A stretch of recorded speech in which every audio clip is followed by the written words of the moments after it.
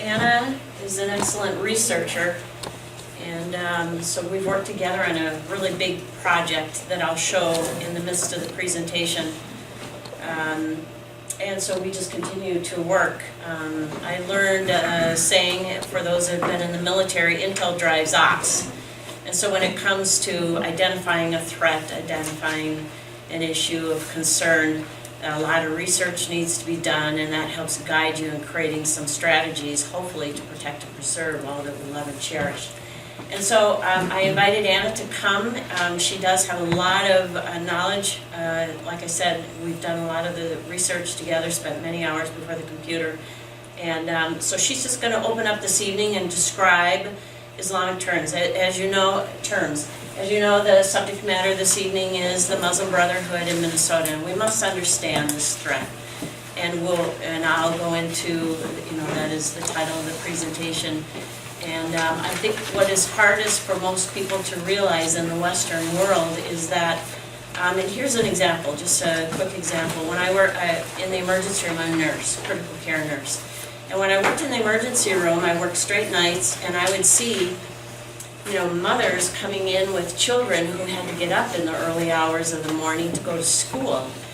And my fellow co-workers really grieved for the children and frustrated with what was happening. But it was just a little light bulb went on my head that there are people who don't think like us and they don't live like us, and it's hard to wrap our brains into that. And so when it comes to the subject matter of the Muslim Brotherhood or Islam, they have a doctrine, a worldview, and laws that are in essence antithetical to the way you and I think on a day-to-day basis. They think very different from us, very differently from us. And so that's what Anna is going to introduce you to, is some of the terms that they know in war, deception. Sun Tzu said, are there some vets here? I mean, I've just been rubbing elbows with some of the national security people, and so are any vets in here? All right, yeah, so, and thank you, yes. When it comes to war, and what we're in is a very irregular kind of war. 90% of war, I've learned, is irregular. But deception is a strong component oftentimes in war, and especially when you're talking about communism or Islam. And so they know that they're using words such as peace and justice that we're going to think one way, but they have a total different and opposite definition of it. And she's just going to introduce those to you, and then we'll get the ball rolling. Thank you for being here. Yes, and like Debbie said, thank you for being here. Appreciate y'all coming out. Just a quick word as to how I got started in this. I live in South Minneapolis, and I was seeing the changes and had this sense that there's just something different here with this group of immigrants. There's a lot of immigrants in Minneapolis, and there's just something different. And then I think, was it 2013 when there was the Westgate Mall massacre in Nairobi, Kenya? And initial reports, they said that 2 of the jihadis were from the Twin Cities. One was from Minneapolis and one was from St. Paul. They later changed that. But when I heard that, I was like, okay, what is going on? I'm going to find out what's going on here in the Twin Cities. And I just got on the computer, I started looking at the websites of these different mosques and Islamic groups, and I didn't yet know about civilization jihad. I had read a little bit about Islam before that, but I was concerned about terrorism. Because everyone knows that the terrorists, they just hijacked a good religion, right? And so I thought that was the case. And I started seeing, as I'm looking at all the websites for these different mosques, the ones that even have the websites, I started getting the sense, wait, they're trying to set up their own society so that they don't have to interact with us. I could see that before I even started reading the literature on civilization jihad. Friends kept telling me about Act for America, finally went online, found Debbie, have been working with her ever since. So, like Debbie said, we thought it would be good to start with just clarifying. This is a very different mindset, and it always bears repeating. This doesn't, not all Muslims want to live under Sharia. That is the fault line. Some of them do, many don't, many are westernized. Turns out not all Muslims even really know that some of this stuff is in Islam. It depends on the mosque, the imam, they don't all hear it. The ones that are actively part of the Muslim Brotherhood, they know these things. The activists that are part of that, they know these things. So, some of these terms we need to be clear on, because when they throw these words out, like Debbie said, we think it means one thing, but they're talking about something else, and they know it. If you have this sheet in your handouts, Islamic definitions of key words. Does everyone have a copy? We might be short on copy. I have a couple of court copies. Unfortunately, I was told roughly about 20 people, so I only made 20 copies, so sorry, you're gonna have to share, sorry. I have some bad copies if anyone needs it. Okay. So, the first word, justice. Justice is what is provided to people living under Islamic law. Islamic law is Sharia. Sharia is Islamic law. It's based on the Quran, the Sirah, and the Hadith. The three things that teach Islam. I won't go into those definitions right now. So we hear justice, we think equal justice under the law. In Islam, it is a dualistic system. There is one set of laws for Muslims. There is another set of laws and rules for non-Muslims.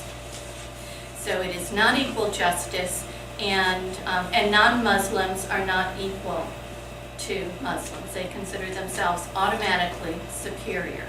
So justice is what is provided to people living under Sharia. Freedom is not freedom of speech, religion, press, freedom to assemble. That's what we think of. Freedom to dress how we want to dress, do what we want to do, live how we want to live.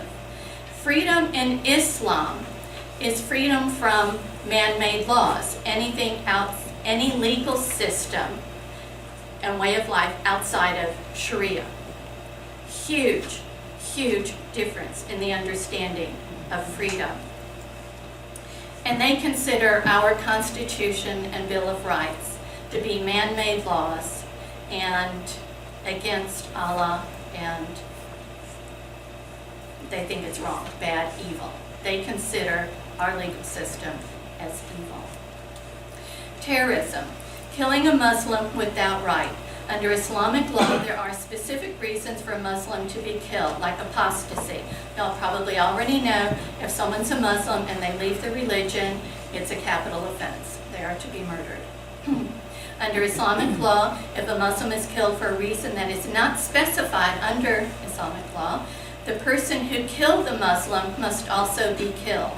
This applies to U.S. forces in Afghanistan, Iraq, and elsewhere. So not just U.S. forces, British, anybody else that's been part of our coalition. Innocence. Only Muslims are innocent. When Muslim leaders say we are totally against killing innocent people, now you know they mean we are against killing Muslims. They are not, under their definition, they are not saying that they are against killing innocent non-Muslims. Jihad is warfare against non-Muslims, and that can include non-military warfare like civilization jihad, which is what we'll be talking about tonight. Suicide is illegal under Islam. However, suicide bombers, that is not suicide, that is martyrdom. The only guarantee of getting into paradise in Islam is to die in the way of jihad, and martyrdom, blowing yourself up to kill non-Muslims, is one way of getting into paradise. Peace. In Islam, peace means when the whole world is under Islamic law and the ruler is a caliphate. That's peace. So when they say we're here for world peace and justice, they are saying that there will be peace when they rule. Human rights are afforded to people living under Islamic law or Sharia.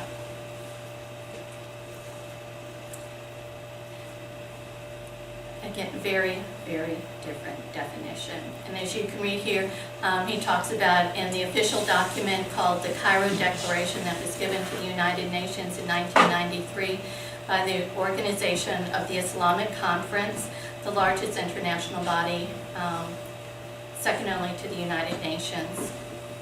Anyway, they serve notice to the United Nations that as far as all of the members of the OIC are concerned, human rights is only that is within Sharia. Again, very different, very different understanding. There's a couple of other terms I'm going to go over quickly, taken from this book, Sharia, The Threat to America. If you don't already have it, I highly recommend it. You probably already know apostasy is leaving the faith. Democracy in Islam, any system of man-made law is considered illicit under Islam, for whose adherence Allah has already provided the only law permitted. Islam and Western style, Western style democracy can never coexist in harmony.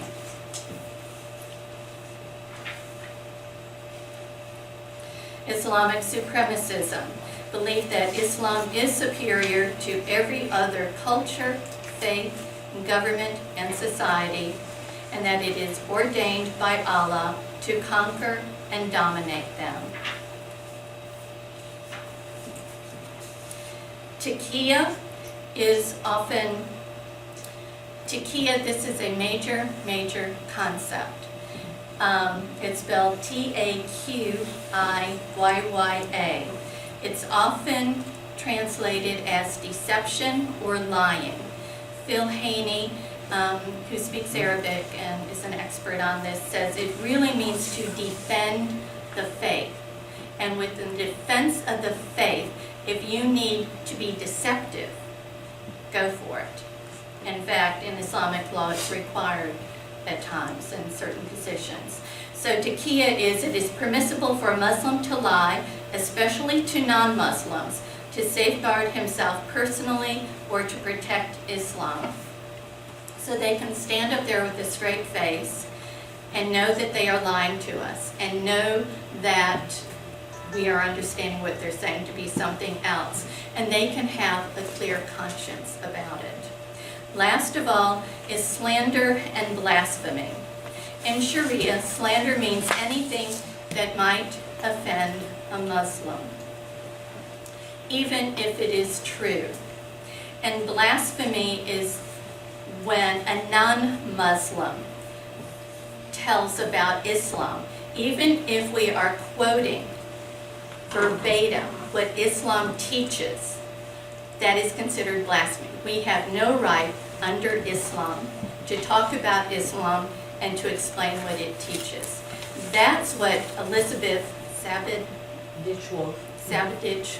Wolf in Austria, she was actually arrested and served time in prison, didn't she? No, she was received a fine. She was arrested and arrested because she spoke about Islam. She told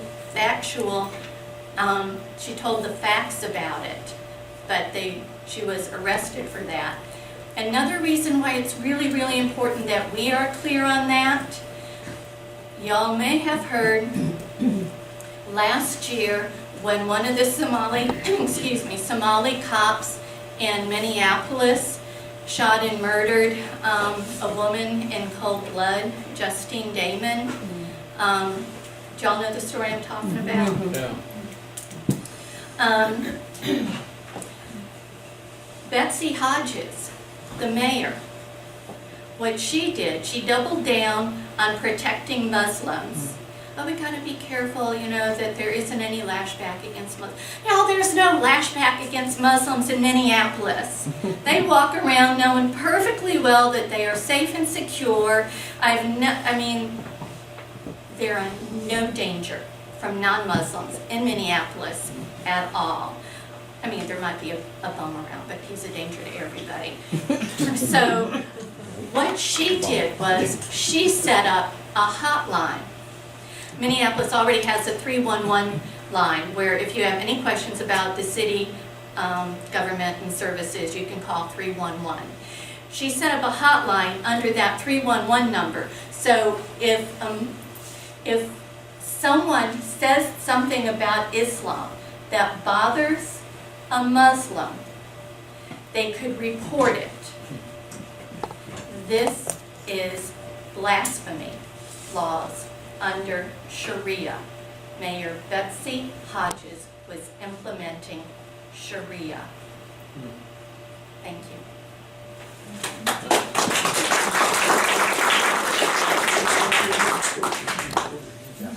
All right, just a little about my journey, my unseemly journey with this unpleasant subject matter.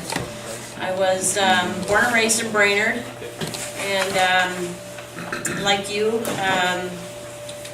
we grew up in the afterglow of the greatest generation in World War II, where we had unprecedented peace, did we not, for the longest time? And we were able to enjoy focusing pretty much solely on the pursuits of happiness.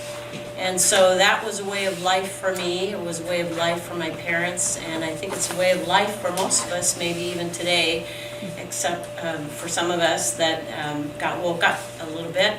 So I purchased a home in northeast Minneapolis, cute little bungalow, and knowing that there was an Arab business district about 2 miles south of me, but at the time I believed that they were no different than my ancestors who immigrated here. And but shortly after I moved in, another mosque was proposed in my neighborhood, and something about it just didn't sit right. There was a disquiet in my spirit that I didn't really understand, because I didn't understand this thing called Islam. 9/11, I stood at the top of the South Tower only 5 months before they were destroyed. I with my mother and an exchange student from Germany. And so it left a powerful impact, and I didn't understand any of it. And it just, I didn't realize we were at war. I didn't understand why anyone would want to hurt or harm us. Didn't understand any of it. So you saw the devastation on one hand, but yet on the other hand, it was only 6 days later that President Bush came out and said, this isn't the true face of Islam. Islam is a religion of peace. So there's a real polarity there that in my Scandinavian common sense frame of mind, American frame of mind, did not make any sense. So now it's maybe in my backyard, pretty doggone close to my backyard. And so I thought I should find out, resolve in my head and my heart, should I be concerned about this or not? What is the truth about this thing called Islam? And that's when I sat down on my computer, resolved to get to the truth of the matter. And what I learned, some of it I'll be presenting this evening, I saw as a direct threat. A direct threat to all that I love and cherish. It's a direct threat to this country, and it's a direct threat to the future of my children.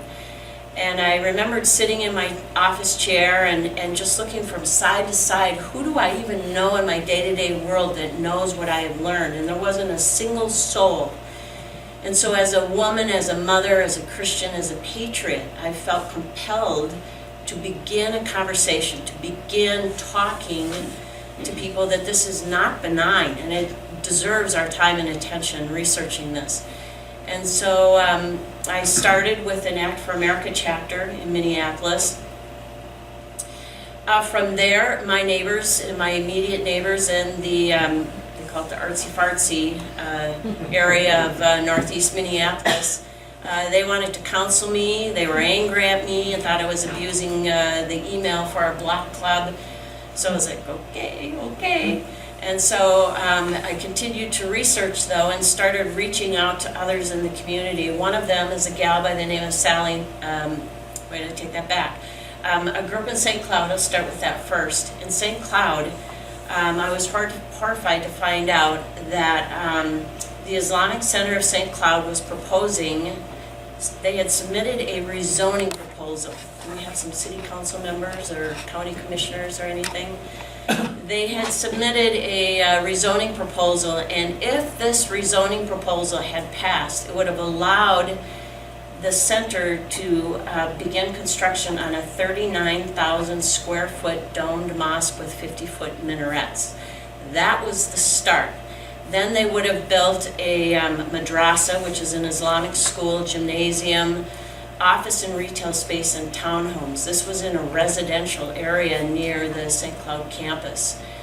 And so I connected with those folks in St. Cloud, and Act for America had provided us a constitutional land use attorney to kind of coach from the she did all of this coaching from the sidelines, under the radar, pro bono, and was able to help guide the team, the citizens there in St. Cloud, and they were able to get that rezoning proposal withdrawn. That was a huge win. I think it's only of one or of two where they were able to protect and preserve the safety and livability of that neighborhood. So that was huge. The other thing that we did is I reached out to a lady, Sally Ness in Bloomington, and I'll address that in the presentation a little bit this night. It's a very dangerous mosque, and we're still working on that situation. In the processes of reaching out to people, networking, studying, reaching out, networking, I crossed paths with Michelle Bachman. And she opened up the doors to the A-Team and national security to me. And so what I learned was that I needed to circumvent our captured government. Most government peoples, unfortunately, they don't want to touch this. They don't want to talk about it. And they are actually caving into the demands of Muslim groups. And I have a sense that that's what's going on in Mankato from what I've read, because of not having the knowledge, that it's not benign, and not having insight into how they work. And so what I did, I had to circumvent the captured government. I had to circumvent the captured mainstream media. And what I started to do was bring these national security experts. And Julie was able to meet, Julie and Alan was able to meet. Stephen Coughlin, I think he's probably one of the most brilliant minds I've ever met. And he's a former advisor to the Pentagon and an expert matter on this. And so he's just one example. Michelle, of course, spoke to some of our groups. But what that did was begin to bring in that expert in to the folks and bringing the truth to the folks who are living with this and seeing things and not feeling comfortable with trends, not understanding it, and people are now. And so that is what I feel that we need to continue to do, and especially in Minnesota, because we are in such a captured state. So that's a little bit about my role. As a result, and I'll show you on the map that we did, is that we do have activism growing now in Duluth. We've got some great folks in Duluth. Grand Rapids, you would think that wouldn't be an issue in Grand Rapids, but it is. They actually received a free Quran, everyone in a certain zip code from bad guys from Pakistan. So there's a grooming process here that's going on in our communities so that we're a little more comfortable with it, or we're being manipulated that it's all okay and it's just a religion of peace, not knowing their 1,400-year history. And St. Cloud they're really hurting. Wilmer's really hurting. And so we're just trying to assist and help encourage those communities that are really they're really hurting and suffering. And this is the first time, though, in southern Minnesota. So I'm very grateful to Julie and to Sonia. Thank you very much for inviting me to come. And so I hope you will learn a lot. And let's move forward. So I've titled this, The Muslim Brotherhood in Minnesota, Understanding the Threat. So just a brief overview of what the Muslim Brotherhood is. A brief history after World War I. So I'll do a little reading, but I'm going to have you do some reading too, and it's not going to be all reading. After World War I, the president of Turkey, he ended the nearly 700-year-old caliphate known as the Ottoman Empire. He abolished Islamic laws and established secular rule based on Western-style legal system. He did away with the hijabs. He did away with the Islamic law. Dissolving the Islamic caliphate and transforming Turkey from the center of the Islamic world to a secular nation did not sit well with the global Muslim community, also known as the Ummah. So in 1928, Egyptian Hassan al-Banna created the Society of Muslim Brothers, or the Muslim Brotherhood. So they've been at it since 1928. The Muslim Brotherhood was created to unify Islamic states, expand their lands of control, the caliphate, and subordinate all lands under the caliphate to the Sharia Islamic law.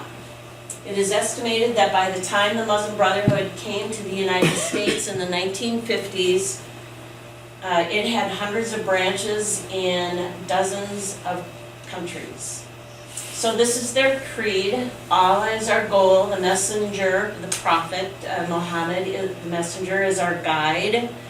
The Quran is our law. Jihad is our means.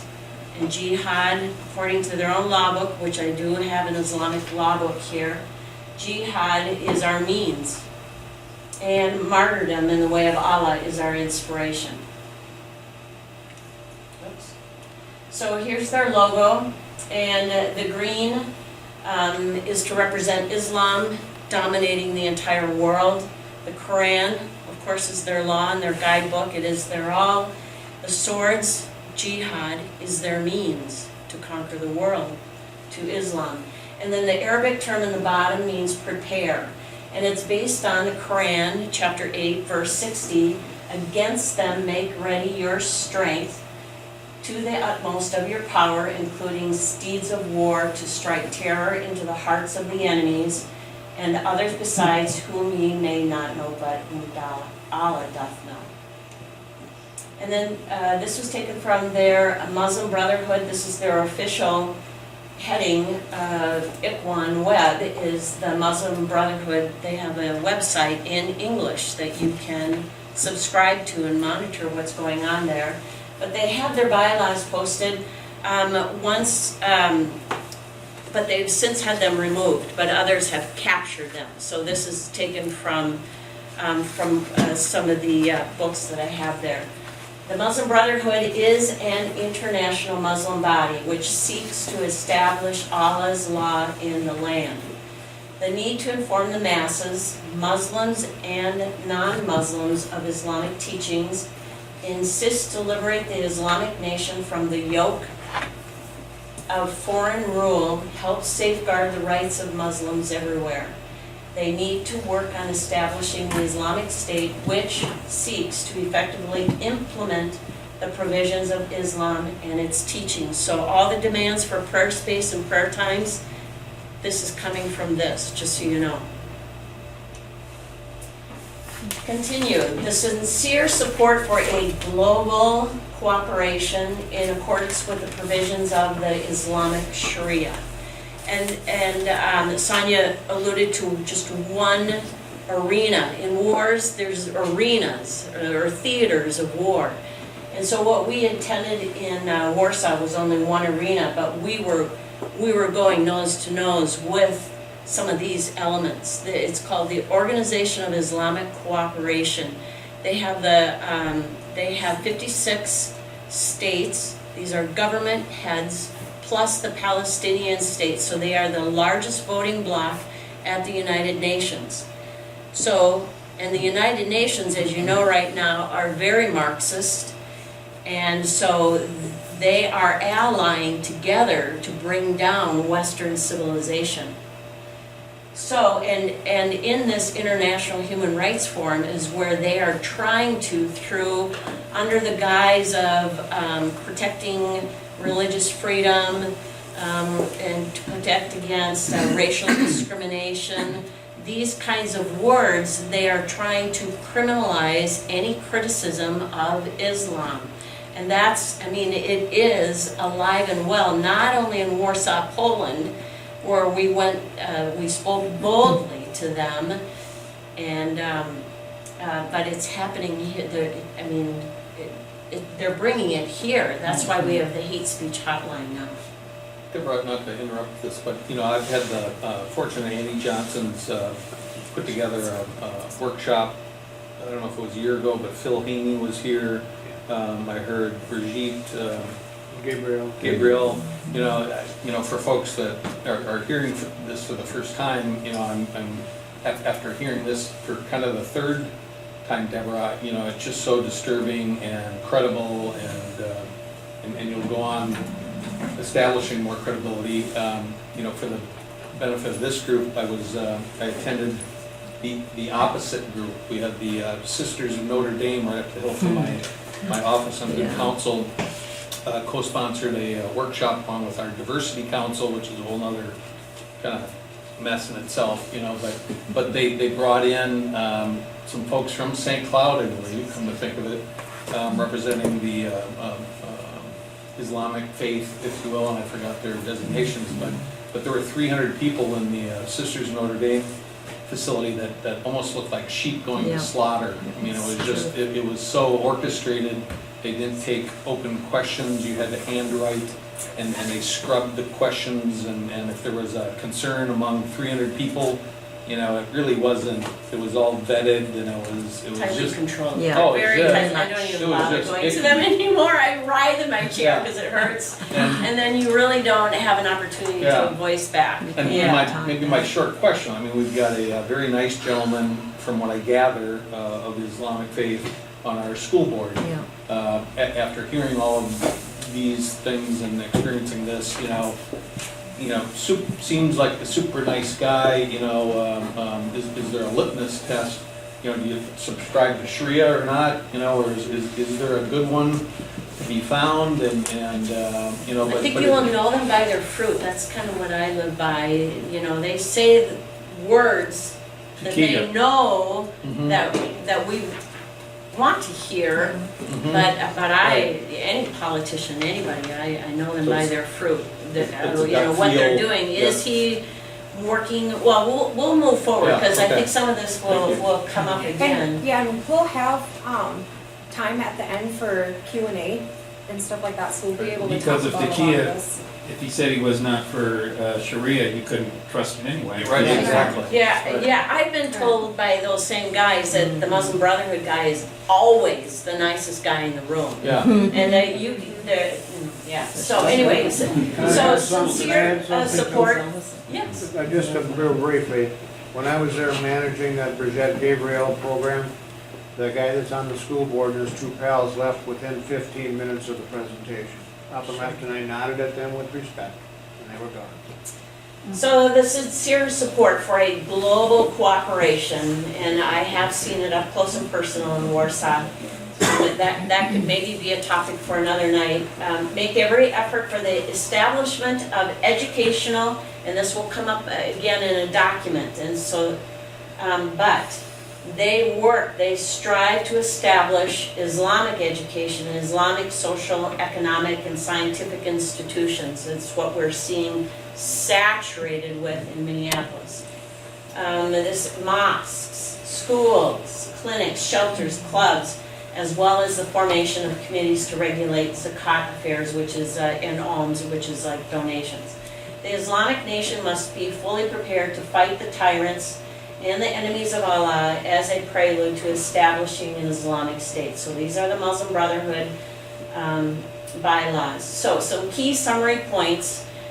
There's a ton of information in each of those, but all of the Muslim Brotherhood's published doctrine states the Muslim Brotherhood seeks to impose Sharia Islamic law on the world through jihad, which it defines as warfare against non-Muslims. So they don't say, we're gonna impose Sharia law on you, but they start demanding from business owners, and this is going to come up a little bit later, we're gonna demand business owners that they allow our women to wear the hijab, whether business owner wants it or not. We're going to demand prayer space and prayer times throughout the workday. All of these accommodations to them under the guise of religious freedom is in essence a surrender to Islamic Sharia law, but they're not telling you that.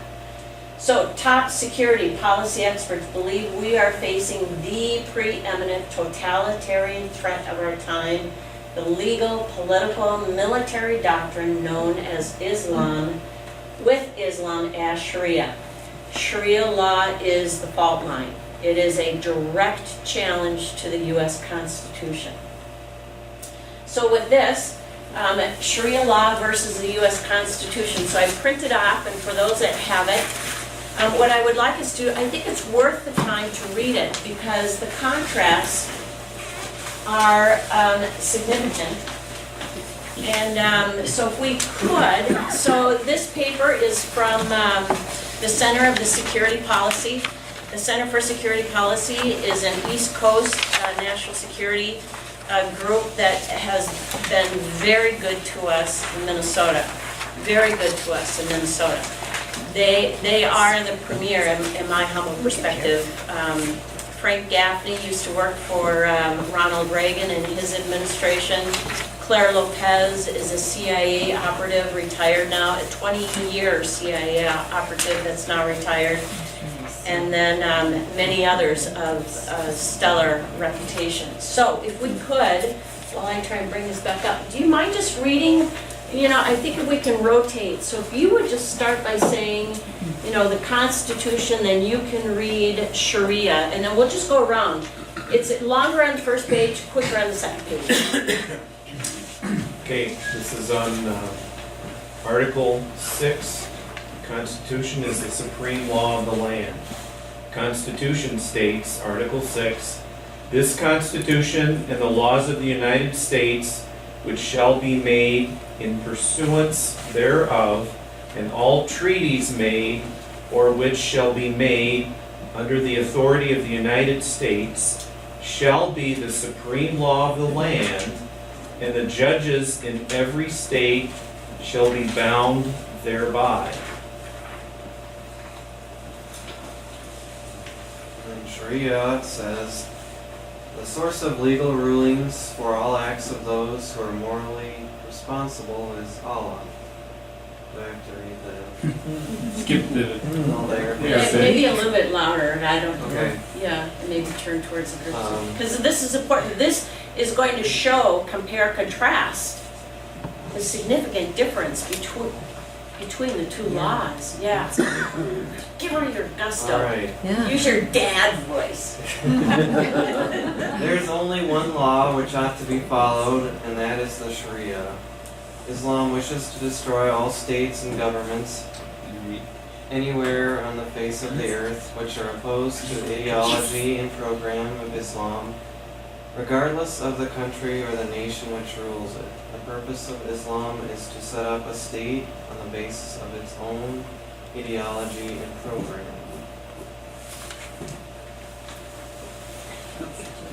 Go ahead. Read nice and loud. Yeah. First Mom Amendment. voice. First Amendment, freedom of religion, Constitution. First Amendment, Congress shall make no law respecting an establishment of religion or prohibiting the free exercise thereof. Sharia's interpretation. Those who reject Islam must be killed. If they turn back from Islam, take hold of them and kill them wherever you find them. Quran 4, verse 89. Whoever changed his Islamic religion, then kill him. In historic and modern Sharia states, Sharia law enforces dhimmi status, or second-class citizenship, apartheid-type laws on non-Muslims, prohibiting them from observing their religious practices publicly, building or repairing churches, raising their voices during prayer, or ringing church bells. If TME laws are violated in a Sharia state, penalties are those used for prisoners of war: death, slavery, release, or ransom. First Amendment, freedom of speech. Constitution, First Amendment, Congress shall not abridge the freedom of speech. Sharia interpretation: speech defaming Islam or Muhammad is considered blasphemy and is punishable by death or imprisonment. First Amendment, freedom to dissent. Constitution. First Amendment, Congress cannot take away the right of the people to petition the government for a redress of grievances.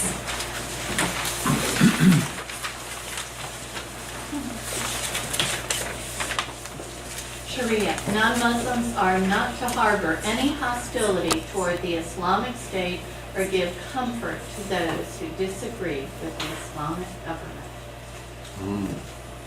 It's never about the people.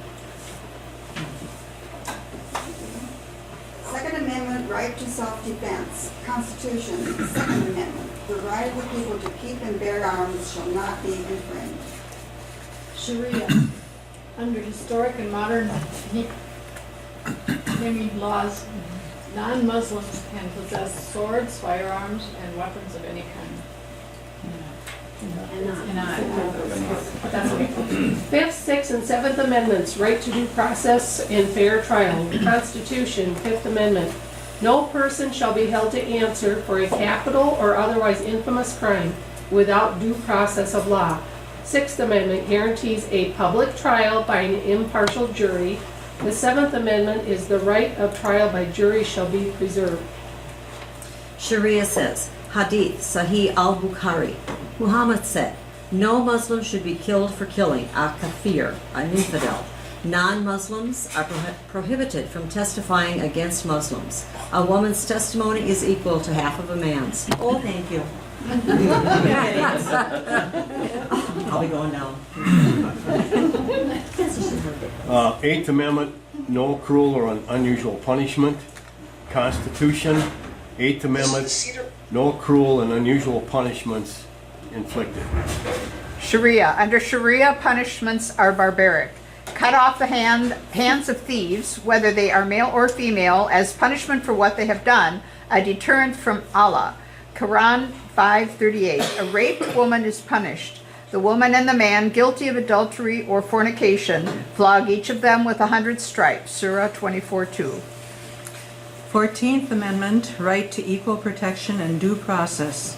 Constitution says, no state shall make or enforce any law which shall abridge the privileges or immunities of citizens of the United States, nor shall any state deprive any person of life, liberty, or property without the process of law, nor deny to any person within its jurisdiction the equal protection of the laws. Sharia, under Dini laws enforced in modern Sharia states, Jews, Christians, and other non-Muslims are not equal to Muslims before the law. Under Sharia law, women, girls, apostates, homosexuals, and blasphemers are all denied equality under the law. Okay, very good. Thank you very much for doing that. And now, when it comes to Sharia law, this gentleman, it's a video about Muslims in the Cedar Riverside area, the west bank of University of Minnesota in Minneapolis, and it's also called Little Mogadishu because it has the largest population of Somalis outside of Somalia. And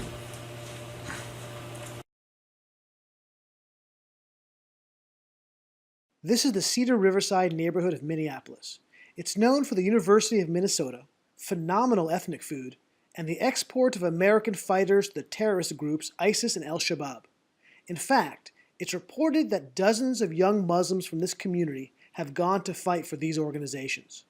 So we hit the street to find out what is going on. Is it easy to be Muslim in America? Or is it hard? It's easy Muslim. It's easy to be Muslim in America. Nobody gives you problems? No, it's no problem. And you go to school here, obviously? Yeah. And the kids, are they good to you? Are they nice to you? Is it tough? Oh yeah, yeah. It's not tough at all. It's not tough at all? No. This is a free country. That's the beauty of it. So we love America. I mean, you know, it's a great country. Freedom of speech, freedom of choice of your religion. Right. So we don't have any issues. Do you feel more comfortable living under American law, or do you feel more comfortable living under Sharia law? Sharia law. I'm a Muslim. I prefer Sharia law. Sharia law, yes. You prefer Sharia law over American law? Of course, yeah. Of course, yeah.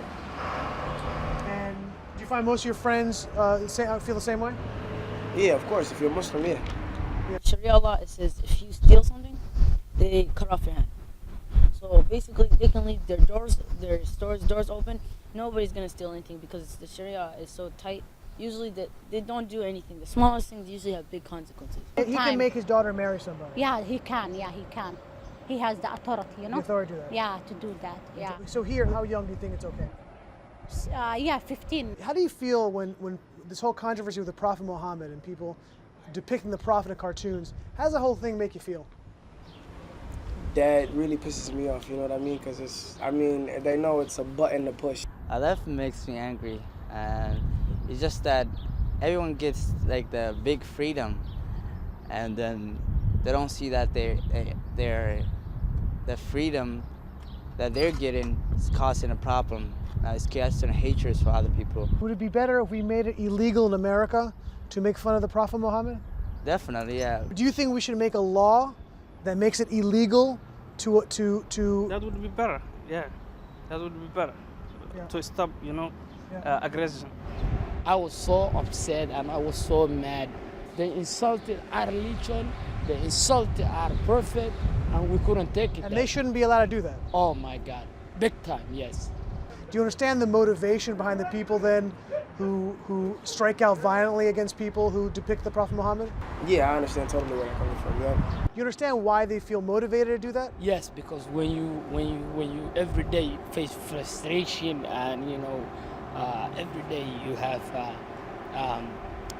you're mad or somebody say that or you feel hate yourself. You can do anything you want. If you commit suicide, you don't care because your heart is telling you I don't want to live no more because you couldn't take that much hate or you kill someone. In a way they kind of deserved it. Yeah, no, every action has a consequence. Is it right to kill somebody who insults Muhammad? Yeah, because she is just, she hate the religion, I understand. But she shouldn't pick up the prophet, you know? So you understand why people would want to attack her? Yeah. If you had a choice, would you rather live here or would you rather live in the Muslim country? I'd rather live in a Muslim country with my people. Would you prefer to live in America or prefer to live in Somalia? For me, I think it's Somalia. You'd prefer to live in Saudi Arabia? Yeah. Would you rather live in America or live in Somalia? I would rather live in Somalia. I'm not Americanized. I just speak fluent, and I'm articulate, and I can articulate what I'm trying to say. You know what I mean? That's about it. But other than that, as far as my culture and my preferences and everything, it's still Somali. You know what I mean? Even though here you have all the freedom and stuff like that. And even though I have all the freedom, Do you think life might be better in Somalia than here? because now you have the freedom of it of practicing your religion while working and doing your other things. And on the very last page of the document then, and if I could just review, so it says that they're here to destroy Western civilization within through a process of settlement, the establishment of Islamic centers, and then also the establishment of a parallel society designed to consume or to act as a counter state to the host neighborhood, the host community. It's down to the very local. And then on the very last page of the document, it lists their organizations and the organizations of our friends. And it starts with, so on the last page, I don't know if you have that, the Islamic Society of North America, and I know I mentioned this before, and I'm doing this on purpose because this is a lot of new terminology, I think, I don't know. But for me, repetition kind of helps for me. So the Islamic Society of North America, which is their financial support entity for Hamas in America,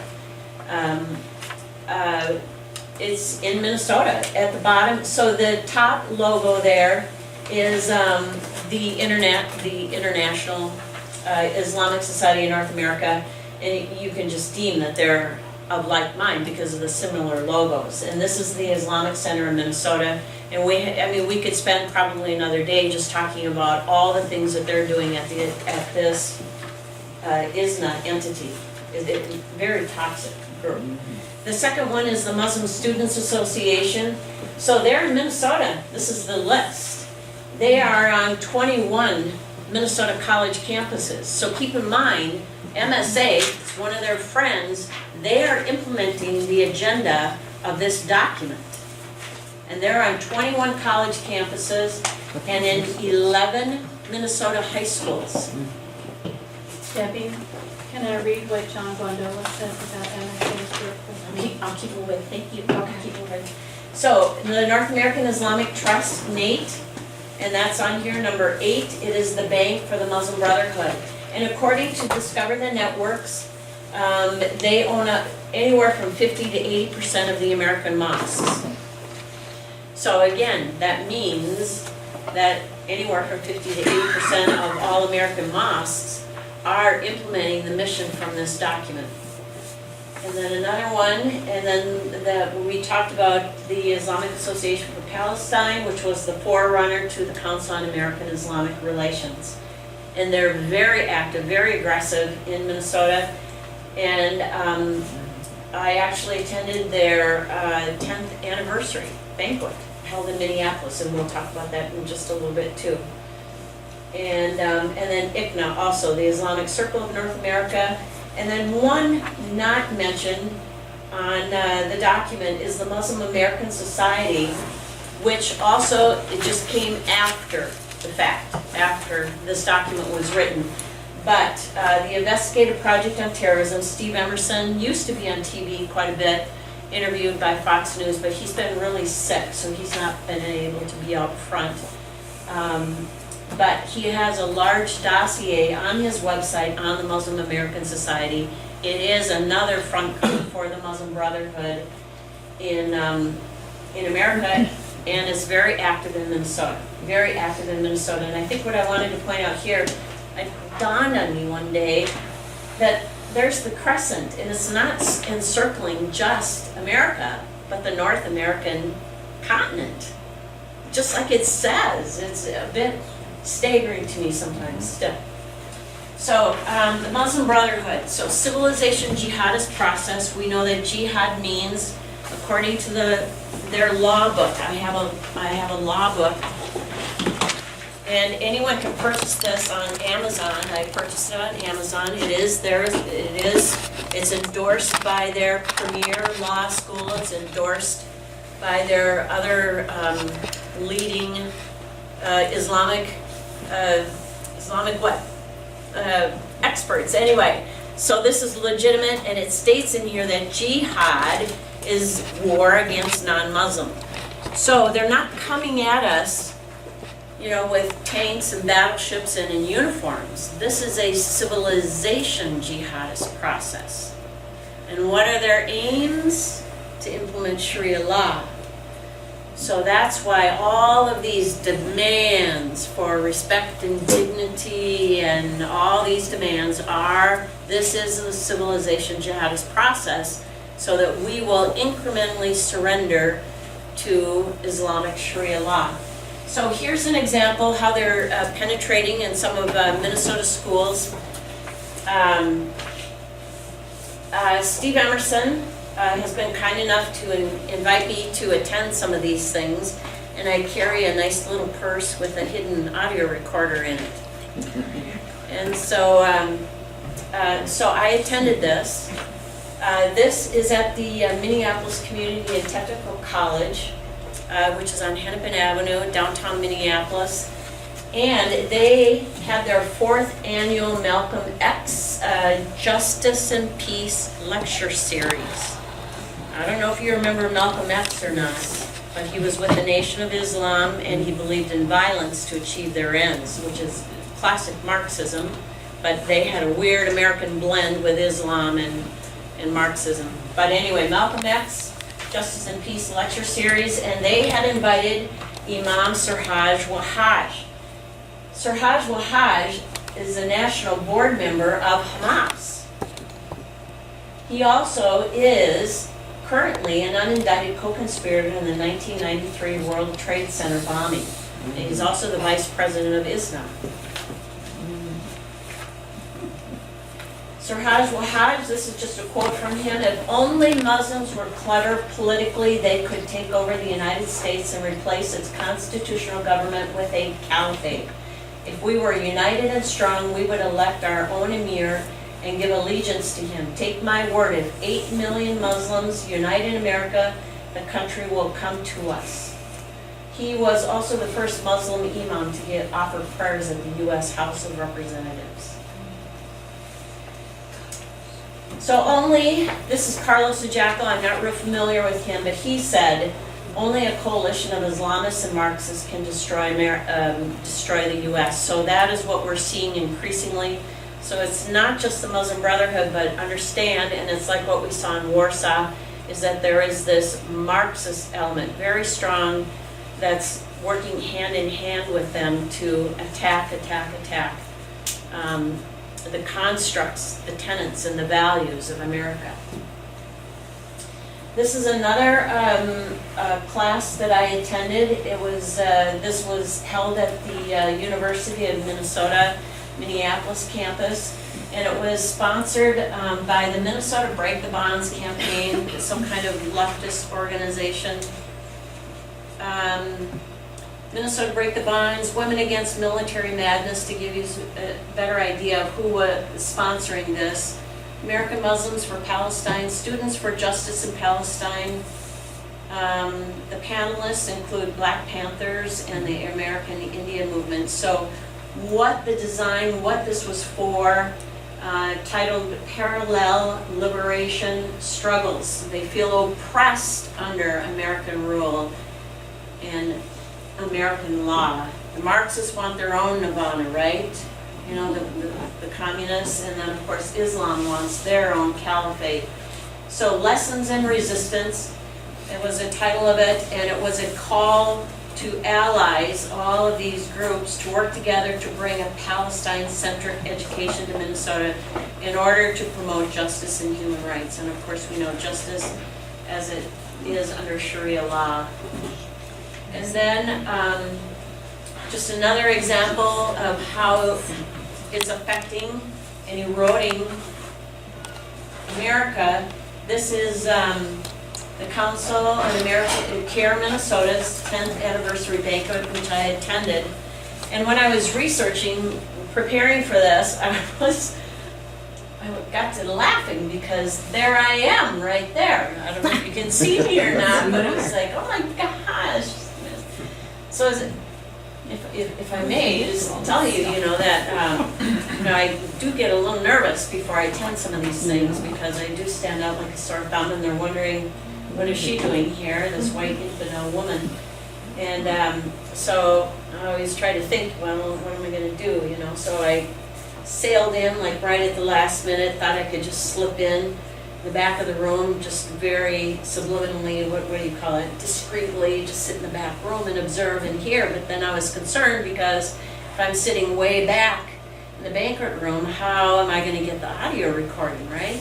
So I'm praying about this as I go there. And I come up to the registration table, and I recognize the lady there. She's a civil rights attorney that's been working very closely with these groups. I met her in Bloomington when we were doing work there. And she seemed to kind of sort of recognize me a little bit. So I don't know, she didn't require me to register. She didn't require me to pay the $50 admission charge. And before I know it, I'm sitting at table number 4 in front of the podium. There's a reporter. So I don't know. Maybe they did think I was a reporter, but I don't know. You reported on it. Yeah. So they had an excellent audio recording, that's correct. So what I learned from them, though, which was highly disturbing, they were announcing, they were celebrating that they had so many mosques in Minnesota, and I'll show you the map. They raised $80,000 that single night. They also announced an alliance had been formed between CARE's 50 civil rights attorneys and the SEIU to begin demanding respect and dignity for Minnesota Muslims from Minnesota businesses. So this just happened a few months ago. I woke up thinking about that. That bothered me. And so I hope you will share that with any business owner to be prepared. Reach out to people so you know how to deal with this. You don't, they're bullies and they're terrorists. Those two groups show a pretty good connection between Islam and Marxism. Yeah. And the other thing that they talked about is that they're planning for an unprecedented election year, 2018. And keep in mind now, I'm sitting here, we have had many briefings before legislators, so I bonded with many of them. But so I didn't hear this coming from one of my conservative, friendly lawmakers. I'm hearing this from a Muslim sitting at my left elbow who's saying that this is an unprecedented election year, 2018, because not only the governor, but both U.S. Senate seats. And that kind of struck a little fear in my heart, because what if they were able to capture, that's not good. So anyway, I heard that from him, and I think at this place, I think it's good to show that, let's see, I'm trying to decide what's the best place to play it. One more example, kind of tying in these groups. Okay, so, as I said, I mentioned Bloomington, Minnesota. This is my friend Sally. She's one of the first people that I met when I started my Act for America chapter, and when I was researching and reaching out to people. And she is a lady who, in Bloomington, grandma, open-minded, loves everybody, and welcomed this Al Farouk Youth and Family Center, an Islamic center, right in her neighborhood.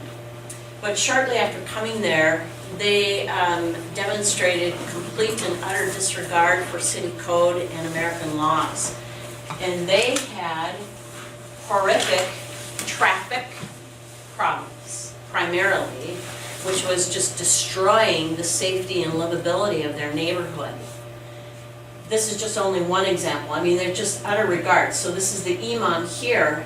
I mean, there are codes regarding maximum occupancy in certain rooms, right? Mm-hmm.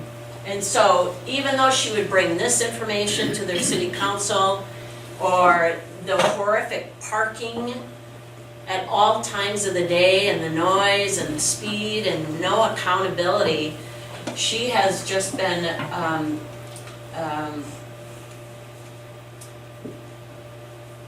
they have basically surrendered to that Islamic center. They are not enforcing city code or American law in Bloomington right now. So I came across this article. This is, they're talking about globalization here, this workday in Minnesota. I don't know if this is a union paper, but it's definitely on the Marxist side. So in this newspaper, they talked about this explosion that occurred in Bloomington. Do you remember that? Mm-hmm. By chance? Well, they worked with a consortium of 100+ churches called Isaiah, and they raised $100,000. And even though they have no proof, no legal authorities have called it a terrorist attack, they are, and they have built up sympathy amongst the churches in the community, raised $100,000. But in this article, they also say that the North Central States Regional Council of Carpenters Union and the SEIU came in and gave him a beautiful new office. MAS was there, the Muslim American Society was there to help with to celebrate the grand opening. CARE was there. And at the end of the article, they had nothing but bad things to say about my dear friend who has fought for like 6 years to protect and defend the safety and livability of her neighborhood. Islamophobic, fear-monger, hate-motivated, anti-Muslim, racist, and she was just harassing them. So this article didn't bother to tell any of that information, nor did they bother to tell that the Dar al-Farouk Mosque has been recognized as a hotbed of extremism because it houses, here's the imam, he's the vice president of the Islamic University of Minnesota, which is housed in that building. They don't have, it's not agreed upon under the conditional use permit, but it doesn't matter. The Islamic University of Minnesota claims to be the official representative of Al-Azhar University, Sunni Islam's most prestigious university. This is no small potatoes. This is big gun stuff. And the Islamic University research that we had done was contributed to this article about this mosque. The other thing is that this imam, he's Egyptian by the way, all his education was in Alexandria. He serves on the permanent Fatwa committee, which is a committee that gives edicts, lawful edicts, committee of the Assembly of Muslim Jurists. This is no small matter at all. In fact, Phil Haney, this is the article that we contributed to. We've been between Sally and I and Anna, we've been, we try to stay on top. We've gotten to know each other over the years, and we try to help each other out. And fortunately, we've made some friends along the way. So this is the Investigative Project on Terrorism, and John Rossimondo is the one who actually wrote the article. But in it, he reveals that it's a hotbed of extremism. According to his papers, the imam's papers, he said that Muslims should place Sharia law above man-made law. The authority to legislate rests with Allah alone. This mosque has also been linked to 5 young Muslim men who left the U.S. to fight with terrorist groups Al-Shabaab and ISIS. And then, of course, the Assembly of Muslim Jurists, what's on the next slide? Yeah, okay. The Assembly of Muslim Jurists, Phil Haney described it that this was kind of like the sun, how the sun is the center of the universe? The Assembly of Muslim Jurists is like that sun, or that resource. As Muslims live in non-Muslim lands, then the imams, they're not only a religious leader, but more importantly, they're jurists. They are here to implement Sharia law, and to ensure that Muslims abide by Sharia law in the non-Muslim land, but also to see that non-Muslims are brought to Sharia. So very important. The AMJA, they also posted a post-election statement in response to the election of President Trump, calling it a calamity. And there were, in this post-election statement, they articulated 3 things that would trigger an uprising. This is from Sharia Authority in Bloomington, Minnesota. That moving the U.S. Embassy to Jerusalem would trigger a violent reaction from the Muslim community. Declaring the Muslim Brotherhood a terrorist organization would trigger violence. Restricting Islamic immigration into the United States also would trigger it. So, Number 3. that's 3. Yeah, so are we to surrender? Are we to say, this is America, kind of thing? All right, so then next, MAS, the Muslim American Society, and hand in hand, working with Isaiah, a consortium of 100+ Minnesota churches, They are currently rallying their troops to create an independent bloc of Muslim delegates, of Muslim delegates and raw power to implement their agenda. So they have learned the American system. And I think I remember there was a French philosopher, and maybe you can help me, but he said that once people in the democracy learn that they could use it for their own good, the democracy will not prevail. And so that's what you have, are these groups. You need to watch it. You really need to watch it. They said that because this election year is so important, that up to $100 million is going to be coming into Minnesota to buy advertising, whatever it takes to buy people, to get people to go. They're telling all of their Muslims to bring in 10 people at caucuses so that they can dominate, so that the local caucus become delegates, create a voting bloc at the state convention, and start selecting which governor they want, who is going to implement their agenda, which is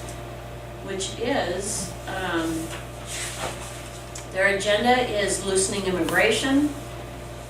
And that's scary to me, because all we have to do is look at Western Europe. Whenever they have demographic strength, they have political strength. And then they're not so nice. To combat Islamophobia, there is no legal definition of Islamophobia.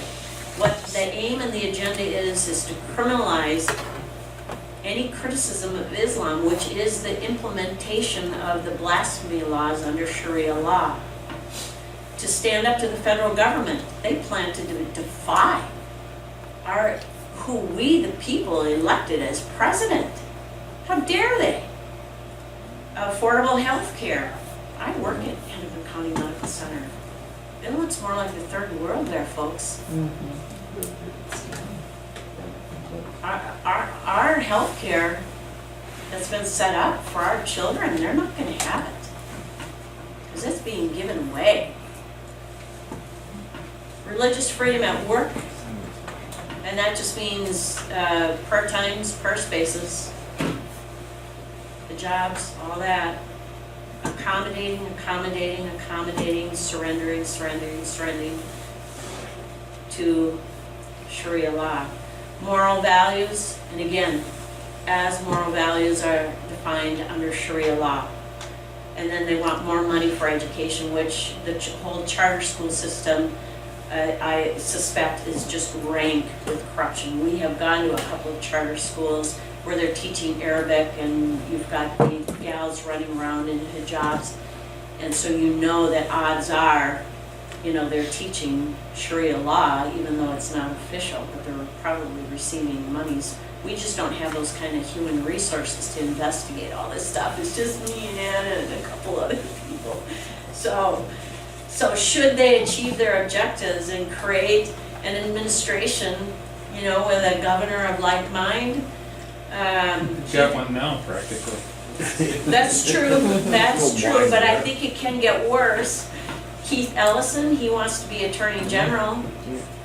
He's an Islamist man in Capitol Hill. Steve Emerson said that. Amy Klobuchar, she's in bed with them. I saw it at the CARE banquet. Tina Smith, she's in bed with them. So the prospects, should they have their way, if people don't get out to their caucuses and really stand strong and firm, take the time with this, attend, show up. They even say it in that video. That's why I was kind of thinking of showing it.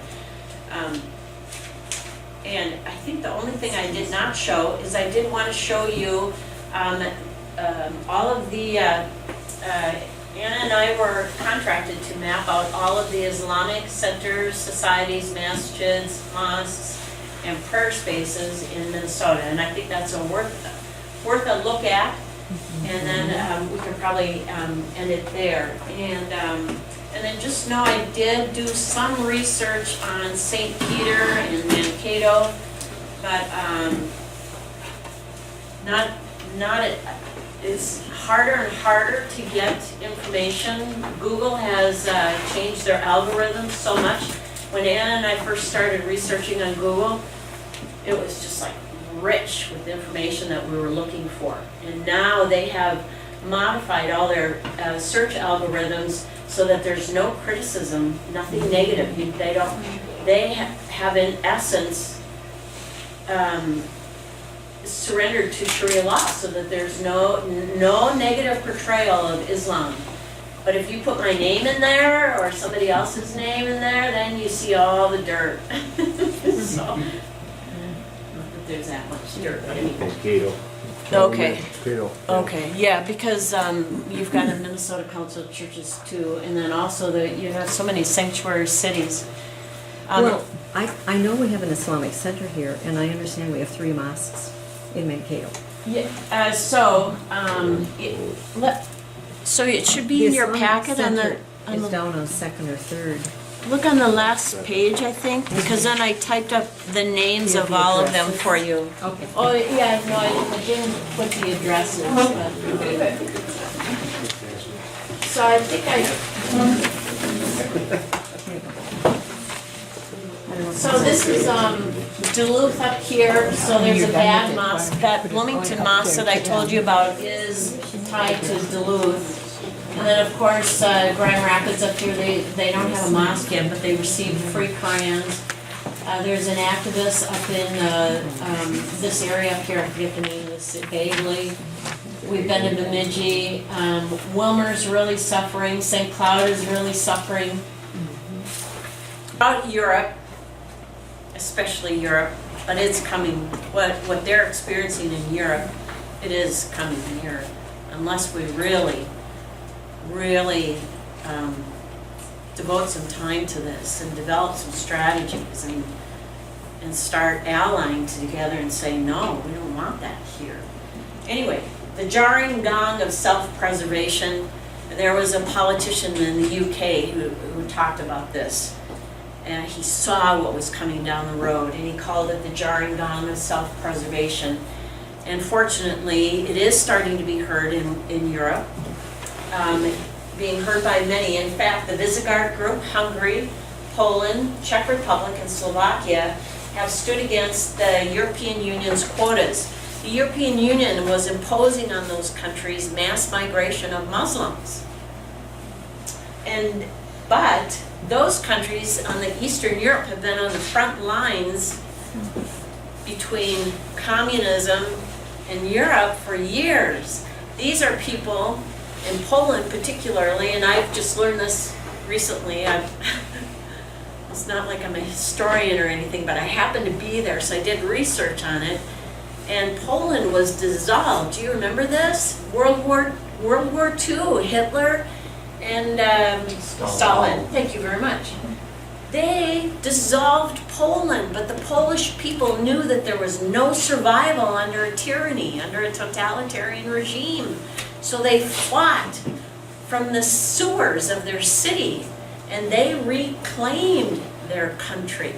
And so I have really admired.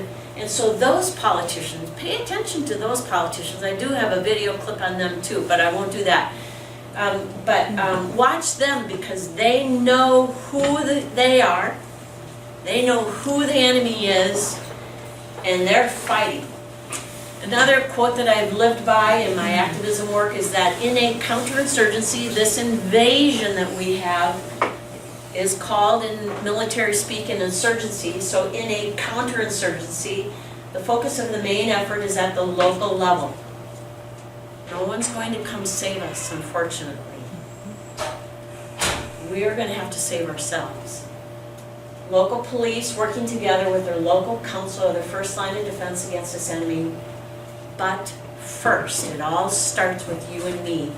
It all starts with an educated, energized populace. So these are just some quick things. Drop anchors and acquire a deep understanding of the threat. Be willing to step outside your comfort zone. Learn to appreciate being uncomfortable. I lose sleep every single time I have to come and speak in front of a group. I assure you, I'm an introvert.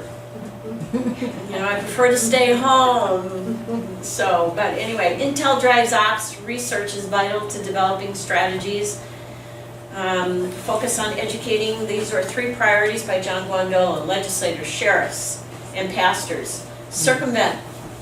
If there's a roadblock, put your thinking cap on. Remember that in school? And you get creative and you do something else. Keep it, and I've been encouraging people, just start meeting, just start. Start around your kitchen table in your living room. Steve Coughlin, who I admire so much, I was always so terrified that I wouldn't have enough people show up, and he just said, Debbie, don't worry about the numbers. He said, I would rather have 5 people around the kitchen table who are going to work like dogs than 600 people who just, oh boy, that's scary, and go home and sit and put their feet up. So the numbers don't matter, but I just encourage people, just start. Most people aren't used to hosting meetings or anything. Keep it simple, small, but do start. And it's amazing what God can do with that. The hour is very late, unfortunately. Saving our celestial freedoms must become a way of life, as subversion is a way of life for Marxists. And jihad is a way of life for Islamists. And last but not least, pray.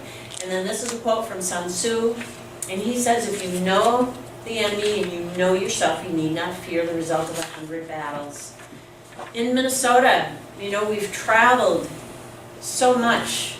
And I don't know that we know who we are anymore. We don't know the Declaration of Independence or our Constitution or what our rights are. You know, we don't know who the enemy is a lot of the time. But then even, you know, then we're going to have to make that choice. Are we willing to fight also? And for me, I just pray. I pray for the resolve like a Daniel, you know, that no matter where I'm at or, you know, I just don't want to give up. I believe in what Winston Churchill said, is that there's no survival under tyranny. There just isn't. I think that's it. Okay, You're finally done with me.